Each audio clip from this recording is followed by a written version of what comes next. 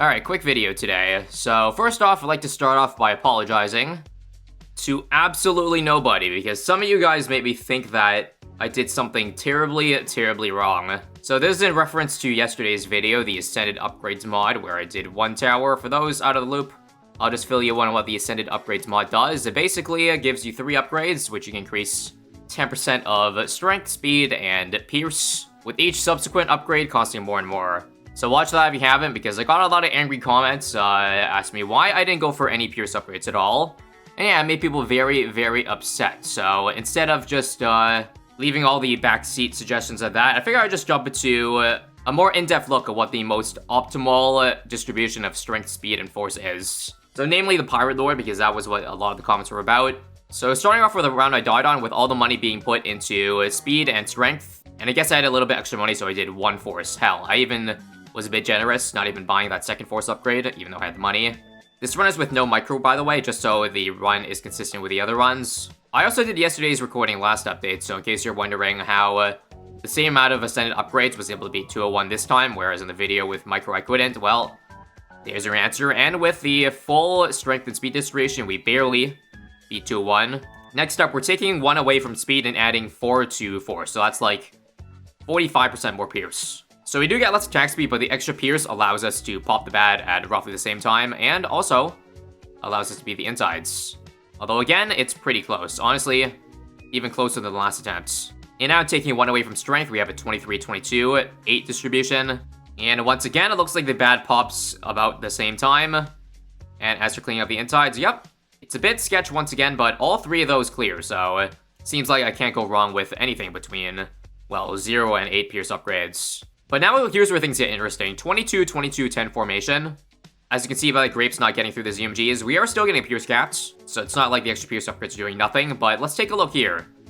The F-pad is popping even later now, and we died to DTs. Again, no micro, so I'm just gonna let that leak. Even if we did pop DTs, ZMGs probably kill us. And well, it only gets worse from here. 22, 21, and 11, I can only get 1 extra pierce upgrade, because, well, again, they get more and more expensive, so not really getting a whole lot of benefit. I am going to buy an extra force upgrade mid-round, so perhaps that can help a little bit, but nope, again, the problem is single target damage, which is the reason why I avoided buying that many pierce upgrades in the first place. So no point testing further, because the results will just get worse. Anything from 0 to 8 seems to work just fine. So could I have bought some extra pierce upgrades, because I only got 3 in my original run? Yeah, sure. Is it as big of a deal as some of you make it out to be? I would say probably not. If this one decision pissed you off so much, then maybe it's time to take a walk outside and touch some grass, I don't know. At the end of the day, it's only game. In case you're not convinced, I'm going to do 1 extra test here with micro, round 205. So that involves using the hook ability, last targeting, and whatever else it may contain. The DTs almost exit, but the hook ability saves us, but unfortunately, pierce cap, because we only have 1 pierce upgrade. And thus we die to the FZMG. As for 23, 23, and 5, well, here's the result. Once again, we use the hook in, and it's cleaner this time. Easy win. And how about now with 22, 23, and 8? It looks like the F-pads are now popping a lot later.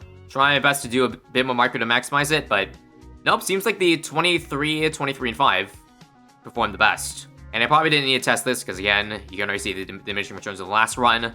But 22, 22, and 10 fails pretty badly, needless to say.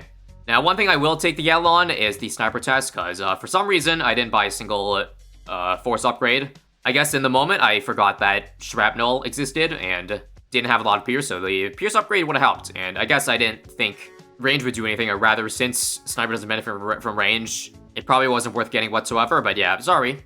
I should have put a couple into force, because as you see, a 14, 14, and 0 barely beats 111, and a 13, 13, 5 still gets the last log, but you see, it's better.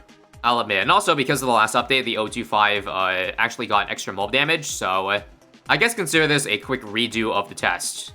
Because now with these extra upgrades, we can go a lot further. Hell, we can even be 119 without even switching out 025 for 025.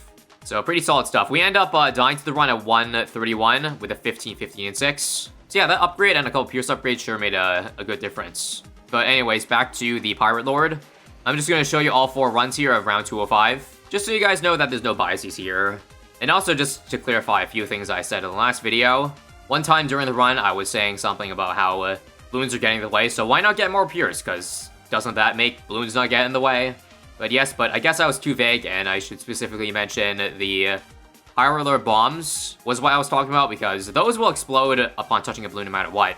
So that's what I mean when a balloon's in the way and the explosion can't touch it. It has nothing to do with Pierce.